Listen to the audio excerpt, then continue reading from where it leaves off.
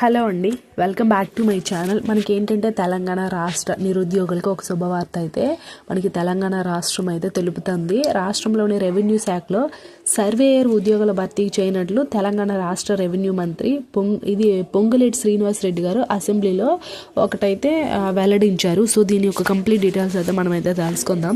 So చివరి వరకు అయితే చూడండి.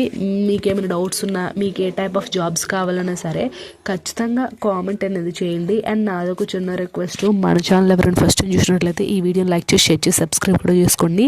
అండ్ మన టెలిగ్రామ్ వాట్సాప్ ఛానల్ లింక్స్ కూడా ఇస్తాను, అందులో కూడా జాయిన్ అయిపోండి. ఎందుకంటే అందులో డిఫరెంట్ టైప్స్ ఆఫ్ జాబ్స్ అన్నీ కూడా పోస్ట్ చేస్తుంటాం కాబట్టి మీకైతే చాలా బాగా యూజ్ అవుతుంది.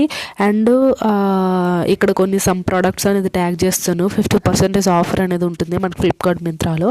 సో మీకు ఇంట్రెస్ట్ ఉంటే పర్చేస్ అనేది చేసుకోండి, లేకపోతే వదిలేసండి. ఇప్పుడైతే మనం వీడియో లెక్క వెళ్దాం. సో మనకి ఏంటంటే ప్రస్తుతం రాష్ట్రంలోనే మొత్తం 982 మంది సర్వేయర్లు పోస్టులు అయితే ఉండగా 242 మంది మాత్రమే ఉన్నారు. అయితే రాష్ట్రంలో 2-3 నెలల్లో 1000 మంది సర్వేయర్లను నియమించనున్నారు. అంటే పెద్ద మండలాలకు 2 చొప్పున సర్వేయర్లు కేటాయించనున్నారు.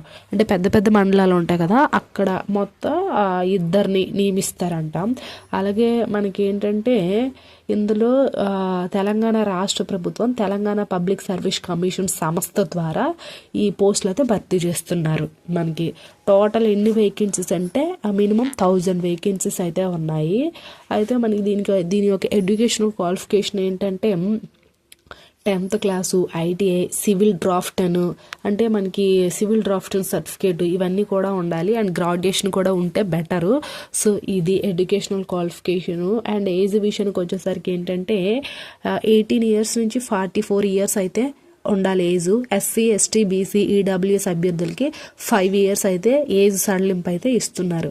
అంటే మొత్తం ఇందులో క్యాస్ట్ వైజ్గా ఏజ్ రిలాక్సేషన్స్ అంతా ఏం కాదు, టోటల్గా అందరికీ కలుపుకొని 5 ఇయర్స్ అంటే SC కానీ, BC కానీ, EWS కానీ, ఇది ST వాళ్ళకి అందరికీ కలిపే 5 ఇయర్స్ ఏజ్ అయితే ఇచ్చారు. నార్మల్ ఏజ్ అంతా 18 years to 44 years plus 5 years అంటే మినిమం 50 లేదా 49 ఇయర్స్ వరకు కూడా దీనికైతే ఎవరైనా సరే అప్లై అనేది చేసుకోవచ్చు.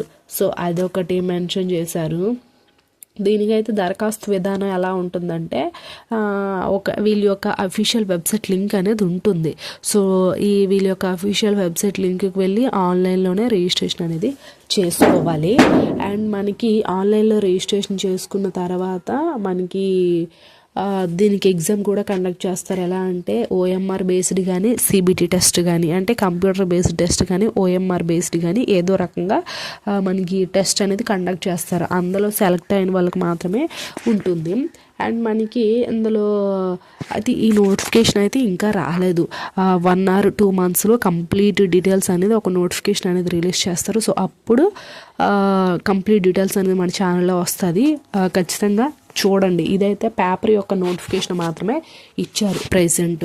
సో ఇది ఐ హోప్ ఈ వీడియో మీకు ఇన్ఫర్మేటివ్ కూడా లైక్ చేసి షేర్ చేసి సబ్స్క్రైబ్ కూడా చేసుకోండి. Thanks for watching this video.